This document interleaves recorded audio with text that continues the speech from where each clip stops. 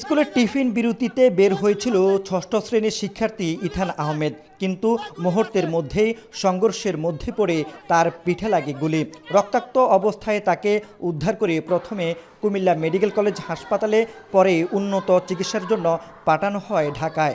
আমার বুঝে গেছে স্কুলে জান্নাতের পরীক্ষা সকালে যাওয়ার সময় দুইটা বাজবো দুইটা আমার একটা ছেলে আমার কত আদরের আমার মামা তারা জানে। ইথানের গুলিবিদ্ধ হওয়ার ঘটনাকে কেন্দ্র করে নতুন করে আলোচনায় এসেছে কুমিল্লা নগরীর কাটাবিল এলাকার মাদক ব্যবসা ও আধিপত্য বিস্তারের দ্বন্দ্ব। স্থানীয়দের অভিযোগ, বুধবার রাত থেকেই মাদক ব্যবসায় বাধা দেয়াকে কেন্দ্র করে দুই পক্ষের মধ্যে উত্তেজনা শুরু হয়। এক পর্যায়ে সংঘর্ষ ছড়িয়ে পড়লে এলাকায় একাধিক ককটেল বিস্ফোরণের ঘটনা ঘটে।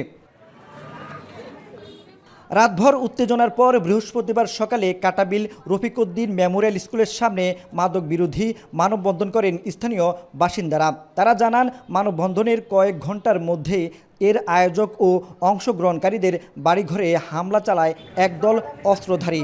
এ সময় চলে গুলিবর্ষণ, ছড়িয়ে পড়ে আতঙ্ক। প্রশাসনের অ্যাকশন আমরা বুঝতে পারতেছি না, কারণ তারা নিতেছে আরেক গ্রুপ ছাড়িয়ে দিতেছে, আবার টাকা দিতেছে ছাড়িয়ে দিতেছে। আমরা এই কারণে সবাই আরও অস্থিরতা আছে। পুলিশ বলছে, মাদক ও আধিপত্য বিস্তারকে কেন্দ্র করে স্থানীয় অপু গ্রুপ ও সাব্বির গ্রুপের মধ্যে সংঘর্ষের সূত্রপাত। জড়িতদের শনাক্তে অভিযান চালাচ্ছে র্যাব ও পুলিশ। ওখানে সার্বিক নিরাপত্তার জন্য, শৃঙ্খলা পরিস্থিতি নিয়ন্ত্রণের জন্য আমাদের অতিরিক্ত ফোর্স মোতায়েন আছে। আপাতত এলাকা শান্ত আছে। যারা ঘটনার সাথে জড়িত, গুলি করছে, তাদেরকে ধৃত করার জন্য আমাদের অভিযান চলতেছে।